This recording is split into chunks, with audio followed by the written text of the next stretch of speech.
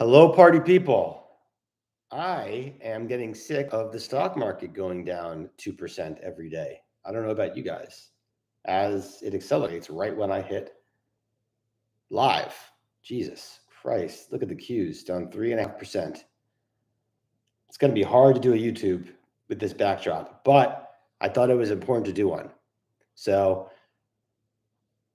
let's all take a deep breath and let's assess the situation. I have some notes here. Okay. This is in no particular order, okay? So you should listen to my YouTube from Saturday where I talk about a lot of stuff already, but I want to talk about some new things that I haven't talked about yet. First of all, this is not dead, and the market's not saying it's dead. March straddles are pricing in a $12+ move, and April straddles are pricing an $18 move. You use April to try to come up with what the real move is going to be, because that eliminates timing risk. Obviously, March is just 1.5 weeks away, and it's far from certain we will know by March. I should say that I have a substantial part of my position in March. So I am hoping and expecting we do know by next Friday, or we get a very strong article one way or the other by next Friday. I actually think it should happen in the next few days. I'll get into that in a minute. Let's talk about these 10B sales, okay? Because I've been thinking about this a lot lately. And the 10B sales happened across almost all employees in the company, except the CFO. The CFO has like 600,000 shares and is a very seasoned executive. He was a CFO at Forest Laboratories when it was sold for $25 billion. And the CFO never put a 10B plan in place. But the two most important people at the company, the chairman who founded the company, from a board perspective, and the CEO, who also was there at the beginning, they both put 10B plans in April and May of last year. Okay. When the Reuters article hit, the chairman sold about 1/3 of his stake, if you include his options, on the spike. It was clearly that was price-based, not time-based for his 10B plan. Since then, and so the CEO sold some stock too. Since then, the CEO and the COO sold some more stock last Monday. That is a time-based sale, because you can see he did that twice before. I think once in September and once in December, the same number of shares. So I've been thinking a lot about this, and 10B plans are really tricky because it's really unknown whether you could cancel a 10B plan ahead of good news. Most of the literature seems to say that you can, but in theory, any material news that you're aware of, that you're not allowed to trade on it. So that's the whole point of a prearranged plan. Let's suppose something, okay? Let's say that the CEO and the chairman, who are basically in charge of the company, decided back in the fall that they were going to run a sales process here in a few months. So in September or August, they had lunch and they said, you know what? In December, we need to run a sales process for this fucker, and we need to move on. We need to maximize our value now, right around the time of the PDUFA. It is almost certain in my head that they could cancel their 10B plans then, September, October, whatever, even November, ahead of any formal board announcement or agreement, not announcement publicly, but to start a strategic process. I'm not even sure they can't cancel it once they start the strategic process, as long as there has not been any bids or indications of interest that have come in yet. Now, on the flip side, if they're just sitting around minding their own business and an incoming call comes from Merck, and Merck says, we're interested in acquiring you, would you be interested in taking $50 a share as a starting point? I think they almost certainly cannot cancel the 10B plans, right? They know that there's been a bid. They know what the bid is, and they know that they're in the middle of negotiations with that bid. So that to me speaks pretty strongly that there was not a full process here. Okay. And this is very important because my whole thesis here is that someone's buying this other than Merck. Okay. What is the second data point we have that there wasn't a full process? The second data point is that why was the Reuters article written? Okay. All leaks happened for a reason. And the Reuters article did not say Merck won in an auction or prevailed in a bidding process for SpringWorks. It said Merck was in advanced talks to acquire SpringWorks. And if it's going to happen, it's going to happen in the coming weeks. The few people I speak to at Arbland kind of unanimously agree that the purpose of that leak was to fully vet other buyers to make sure that if Merck does prevail, they do not get beat in a go shop or a no shop after they sign the deal. You kind of have to, actually, that's a point I want to bring up, make very point. Hold on one second. Come on, Maisie. Come on. This is a very important point, okay, as I'm talking this out loud. If they do not shop the company and they do not leak to Reuters, there has to be a go shop embedded in the deal. They can't have a no shop. A go shop means that they can then take the next 4 or 5 weeks or 6 weeks after they sign to see if they can find a superior buyer. And if they find one, Merck KGaA gets a very small breakup fee, okay? Now, if you do a Reuters leak, that serves, this dog's gonna drive me fucking crazy. Come on. No, you don't wanna come in? All right. If you do a Reuters leak, that serves as your alert to the market that you're for sale. And there's no need. Get out. You wanna go outside or go in? What do you wanna do? Huh?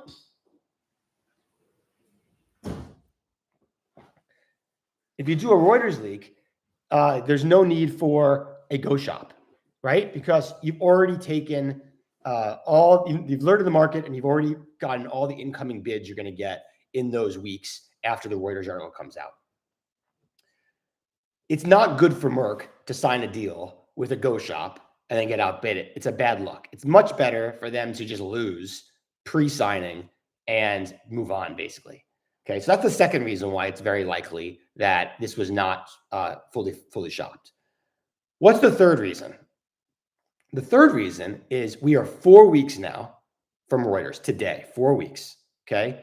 And almost 4 weeks tomorrow from the approval of their drug. And we never got a signed deal with Merck. And if you saw my views last week on Saturday and on Friday, I strongly believe Merck is out of the running here. And I mean, I'm 99% sure of it, that they are not going to be buying SpringWorks. And if you believe they are not going to be buying SpringWorks, you have to ask yourself, why were they in advanced discussions? What does advanced discussions mean? To me, it means they did agree on a price, and it was kind of like a stalking horse price. And it might have been 55, might have been 60, it might have been 50, who knows what it was. But SpringWorks was open to selling at that price. And then since then, the sequence of events, which are canceling the conference call at earnings, okay, and then canceling 2 presentations, including next week, you have to believe they're doing something else because they sure as hell are not selling to Merck, okay?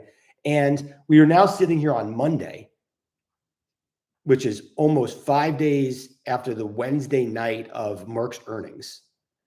And we haven't got a break yet, either in the form of an article or in the form of SpringWorks coming out to the market and somehow breaking this. So how would we know this is broken? There's 3 different ways we would know it's broken, or really just 2 ways. One way, partial way, would be Merck comes to the market and says, we're no longer talking to SpringWorks. Okay, it's unknown if they even have to do that, but they haven't done that, okay? But even if they do that, SpringWorks might be talking to other people. The 2 ways we know this is broken is either an article comes out that says Merck has cooled and there's no other buyers, or SpringWorks comes out and issues a press release saying they're going to hold a conference call to discuss 2025 sales, our guidance, their new drug approval, and their Q4 report, right?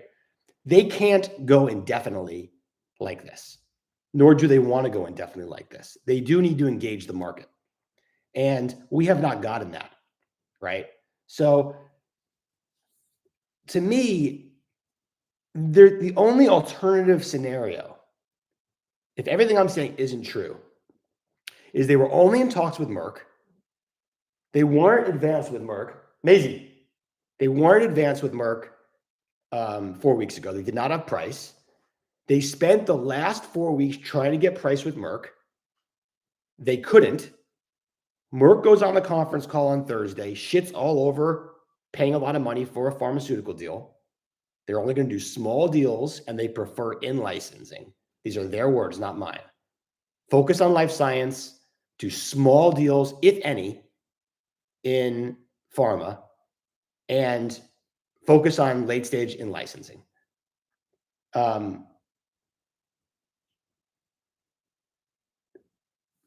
SpringWorks still cancels their conference next week because they are just never going to speak to the market again. SpringWorks does think they will get to price on Merck with Merck, even though it's been 4 weeks and they haven't gotten the price with Merck. And Merck just told us they don't want to do, large, a $4 or $5 billion deal is a large deal when you have $15 billion in firepower. That to me is the alternative theory about what I think happened. And that alternative theory doesn't make any sense to me. Okay. So what do I think ends up happening? I think it gets sold, and it gets sold in the next immediate future. I mean, it could be days, it could be weeks. It shouldn't take more than a month to go from showing interest to completing due diligence to signing a deal, and that's this week. Okay. How much can this be sold for? So I spent a lot of time this weekend. I probably should have done this before I put the position on, researching these two drugs. And it's pretty interesting. The drug that's currently approved has no competition and is doing run rate right now, 250 million sales and growing 25% quarter over quarter. Okay. It actually accelerated this quarter versus last quarter. There's another drug that has a phase 3 readout in the second half of this year that some believe will be better than this drug that's currently on the market. But it won't lose all market share or anything like that. But it's definitely going to temper what the ultimate sales for this drug might be one day. So let's say this drug peaks at 600 to 700 million. Okay. I think it could be run rating 450 million by the end of this year. So it doesn't seem that crazy to me to think it could peak at 600 to 650 million. The other drug won't be on market until probably January 2027. This drug that was just approved is fascinating because the drug that's just approved is competing against the drug that's on market that has 600 million of sales. And it's like kind of universal that our drug is superior in both efficacy and in safety.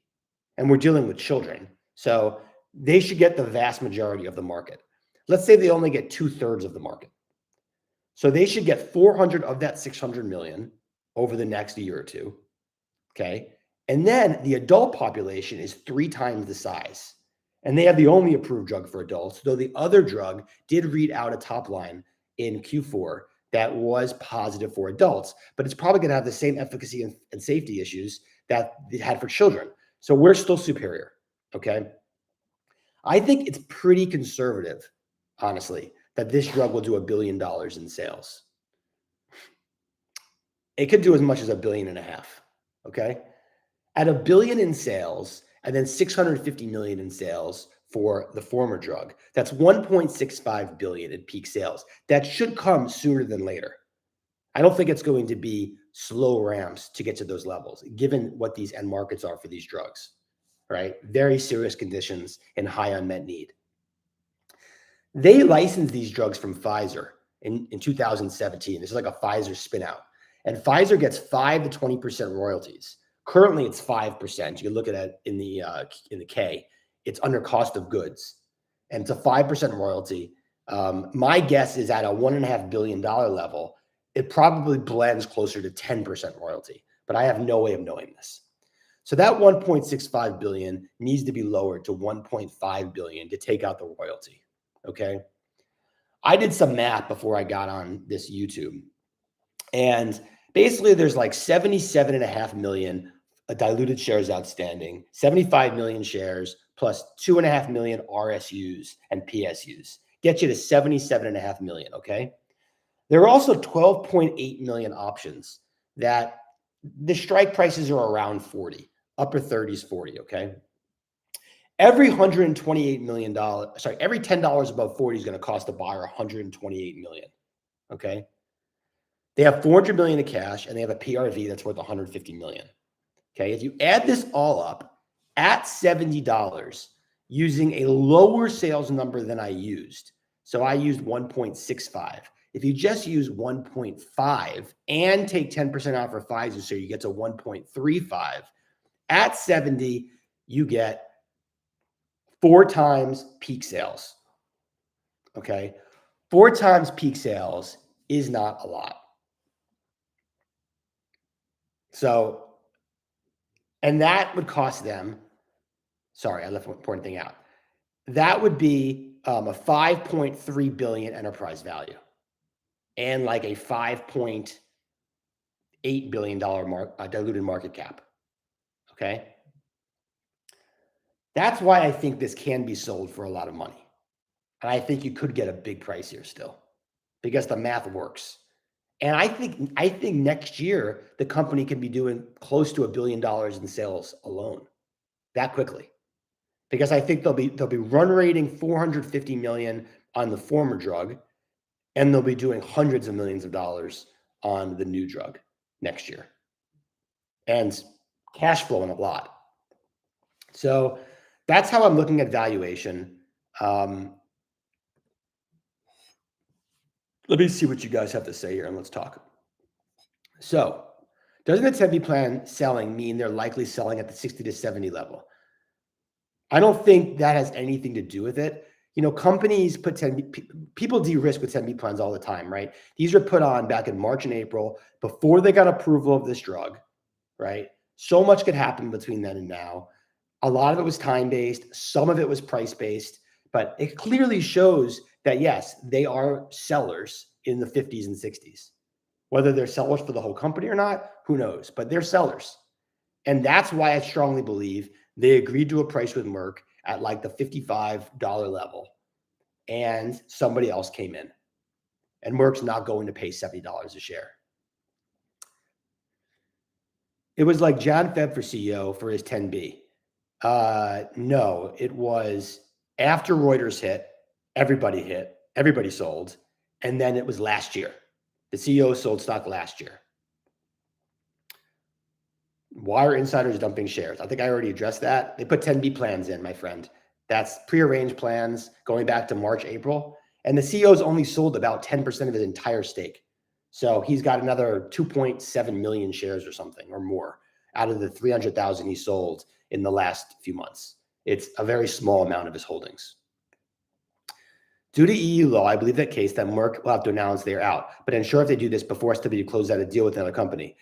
Fred, you know, the company is refusing to comment on whether they would have to notify.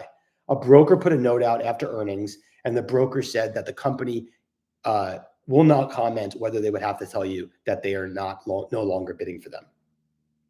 You know, could we get a press release that they're no longer bidding for them?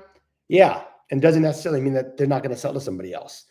Now, I do find it fascinating Merck hasn't put that press release out. My thought there is that I don't think they are bidding for them anymore. But even if there's a 1% chance that the lead bidder drops and they sell to Merck for $55, why not stay in the game and see what happens? Merck said at JP Morgan they are allocating $2 to $4 billion for healthcare deals. Doing $4.5 billion wouldn't be crazy. That's not 2 to 4. And I'm sorry, that leads me to the other point that's huge here that I can't overestimate enough. We know Merck was interested in buying SpringWorks. They were in advanced talks to buy SpringWorks. We know SpringWorks would not have sold for less than $4 billion. So yeah, Merck would have done a $4 billion deal for SpringWorks, right? It's crazy. It's crazy that Merck is on a conference call saying they only want to do small healthcare deals and they want to in-license when they confirm they're in advanced talks with a company that at $55 a share is whatever that is, a $4 billion, EV, a $4.5 billion EV, whatever it is. So unless we think Merck was going to pay 35, they definitely were going to spend $4 billion plus on SpringWorks. So yeah. And at JP Morgan, by the way, they had already bid for SpringWorks. So they had to say something that would put them in a window of not looking like idiots if SpringWorks printed. And there's your 2 to 4 billion. So that just reaffirms my thought that they put in a stink bid for SpringWorks. SpringWorks thought it was good enough as a stalking horse bid. They leaked to Reuters that Merck was in advanced talks, said it was weeks away. And then now we are running a process. And they definitely have gotten other preliminary interest. And Merck doesn't like the way it sounds. And Merck says, we have not changed strategy, everybody. We're all about life sciences. Pharma is going to be small deals. That's the first time they used the word small I saw. If you go back to the JP Morgan transcript and Q2 2024 with Merck KGaA, they say similar things about life sciences, but they do not say only small healthcare deals. Okay. What's the worst case scenario? Oh, there's bad case scenario. Bad case scenario is that Merck has decided they don't want to buy it anymore at 50 or 55. So if the lead buyer walks, Merck has walked as well. The stock goes to low 30s in this market, right? And you kind of have to wait for another window where they can sell the company. Presumably, they're doing a full process right now. So if no one wants to buy it now, it might take a long time for them to sell, whether it's 6 months or a year from now. But that is the worst case, right? You're bag holding this company indefinitely. And that's definitely possible. Now, the good news about these kind of deals in this market is that large pharma companies do not care what the stock market is doing right now. It's not going to affect their business development decisions, especially something of this size, right? These revenues are insulated from tariffs. They're insulated from, there shouldn't be any major Medicare changes that are going to happen that would affect these two drugs. I don't see a buyer getting cold feet over XBI going from 91 to 87, 92 to 87. I mean, that's what we're talking about has happened. So I would like this sooner than later. When do you think the deal will be announced? I think it can happen any day, truly any day. So why hasn't there been a leak in the last 4 weeks? Say it with me. Leaks happen for a strategic purpose. They don't just happen because the company wants to shoot their stock price up and have 10B plans go off, okay? This is disrupting their business. So we know, or we think we know, why the first leak happened. And by the way, it happened with 3 sources, so it wasn't like one rogue guy, okay?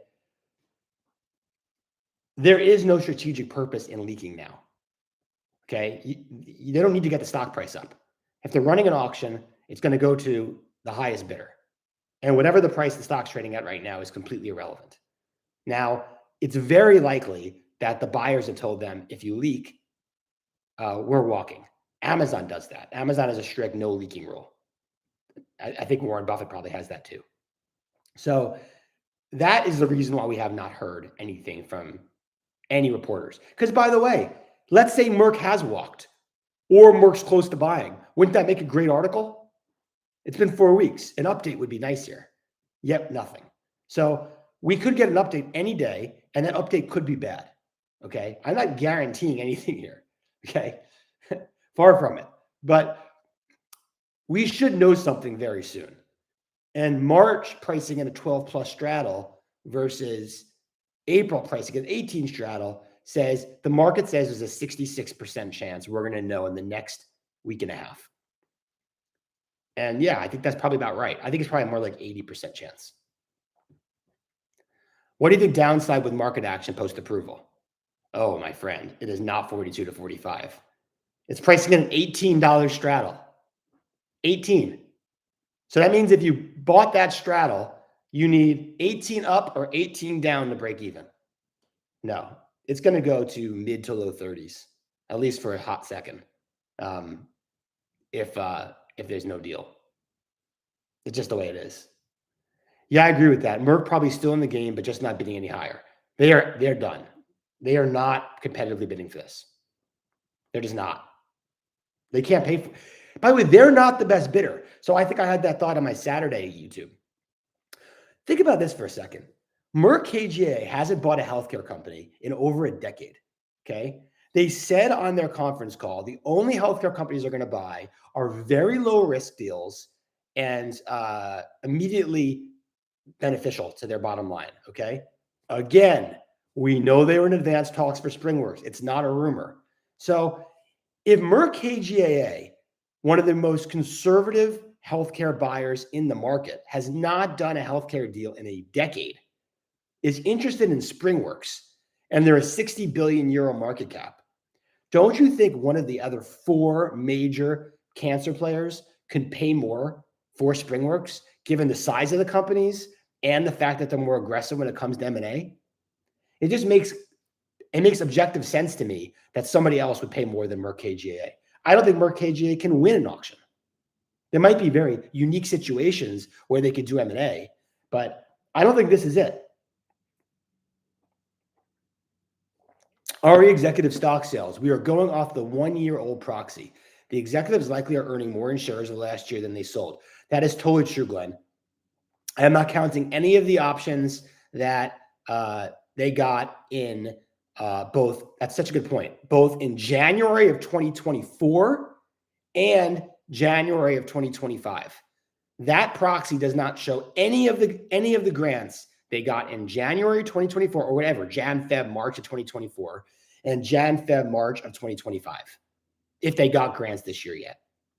So they have plenty of more money they were given. I know you've said this before, but I just think it cannot be underestimated that the CEO is basically an investment banking shark. Therefore, scenario 2, which was absurd, just makes no sense. Yes. Yes, yes, yes. The CEO of this company spent 12 years as a managing director of an investment bank. Okay. It's mind-boggling how you'd get to this point, canceling a conference call, canceling 2 conferences, and sitting here with nothing to show for it. Again, if you don't think it's Merck, it has to be somebody else.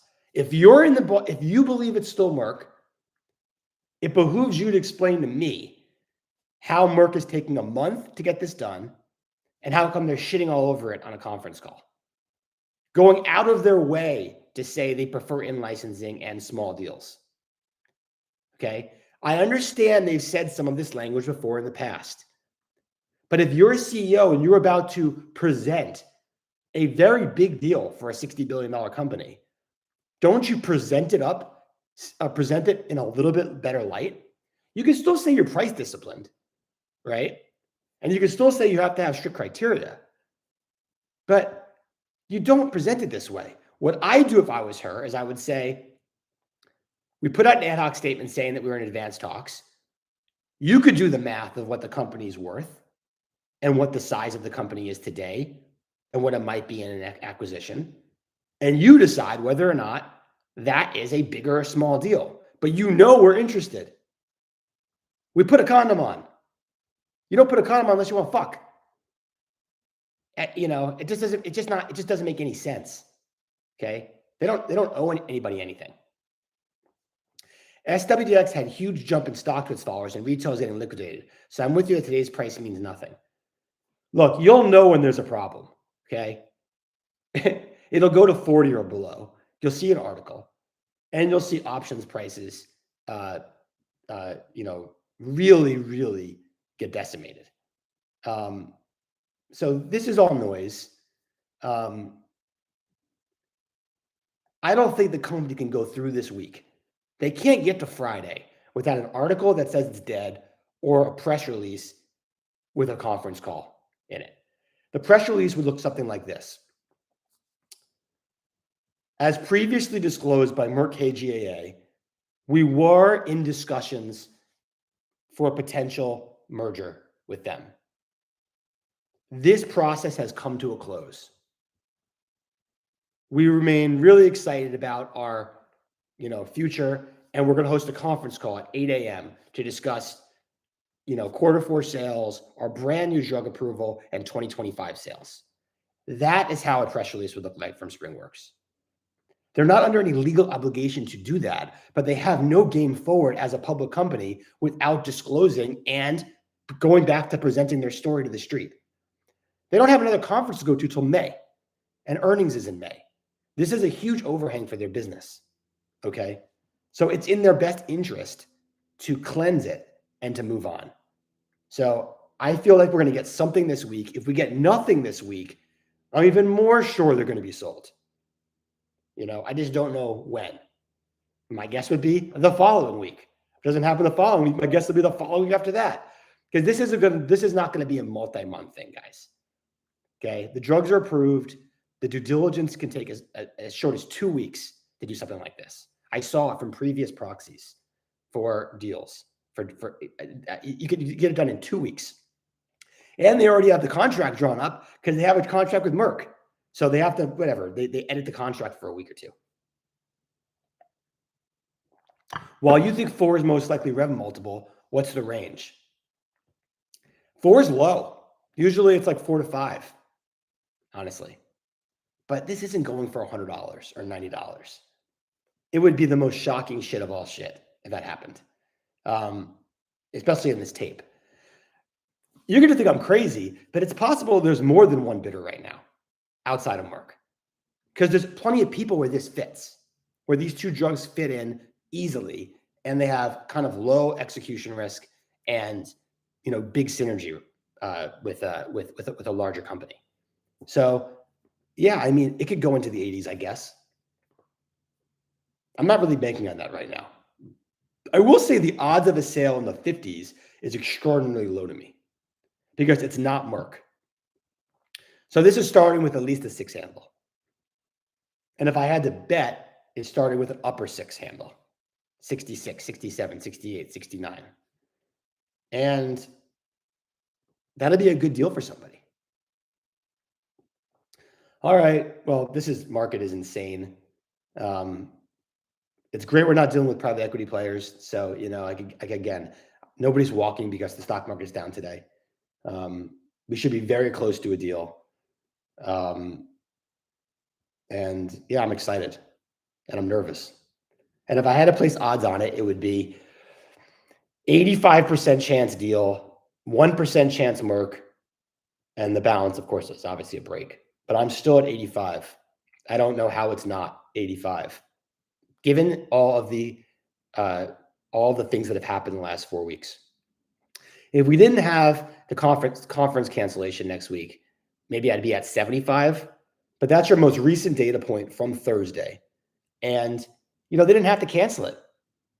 That could have been the way they came out to the street. I don't think they would have done it that way. But, if they didn't cancel it, the stock would have plummeted today. And, they'd be showing up at a presentation tomorrow talking about how, we can't comment. Obviously, Merck put their statement out. We love the company. We love our company, and we'll always do what's right for shareholders. And that would be it. Stock would go to, into the 30s. And they didn't do that. So let's see what happens. KROS has a fireside chat that starts in 5 or 15 minutes, I think. I just want to let you guys know. It's 15 minutes. So I'm going to listen to that. I highly recommend you guys listen to that too, though I don't think we're going to learn much. And let's pray. Pray for a deal. I need a deal here. This is a big one for me. I'd like a deal by March OpEx if possible. My favorite spread right now is April 50 65s that you can put on for like $6, 610. That just to me is insane.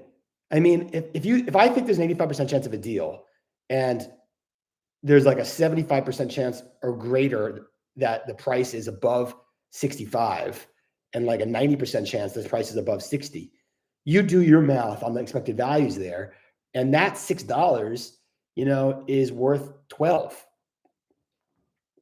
in that kind of blended price outcome. And, I'm at 85% chance of it happening, and there's no timing risk with April. So I guess I'm looking at the stock market. I'm just in disbelief. We're going to put ourselves in a recession. The stock market's going to put us in a recession. The old wealth effect. You can't make this shit up. Like, all self-inflicted, everything, all of it. We're at war with ourselves. It's just, thank you everybody that did this. It's all your faults. Could have sleepy Joe Biden right now. He'd be asleep. The markets would be flat. You'd all be richer. But no, Nope. Had to make America white again. All right. Good night, my friends.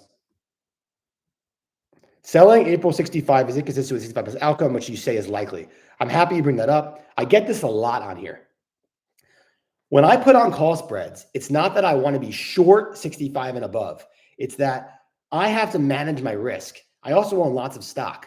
So in order to size something as big as I size it, when I say big, I don't mean dollars wise, I mean percentage wise. You have to do it with a mix of calls, call spreads, and stock. I don't want to just own calls here, okay? My bet is that this is sold. My bet is not that this is sold for a huge price, okay? If it gets sold for a huge price, great, I'll make money on the common. The beauty of the call spreads is it's a binary thing that as long as I get above the upper thresholds, I'm going to get paid full. And I need more than 65, by the way. I need 66, 66.50 because of a spread. And I'm not sure it gets sold for $75 or $80. I see a real plausible outcome where Merck bid 55 and another person came in at 65. And Merck didn't want to beat that, and they sell it for 65. I don't think Merck bid 65 and they were going to pay 75. So the only way you get to 70, 75, 80 is if there's two other parties involved, or the new interloper just put up a crazy bid way above what Merck was bidding, way outbid them by $15 or $20. That doesn't happen very often. Could it happen? Yeah, it could happen. I mean, we're going to have like stock market crash by the time noon comes. All right. Anyway, so that's why I sell the 65s. All right. Take care, everybody. Bye.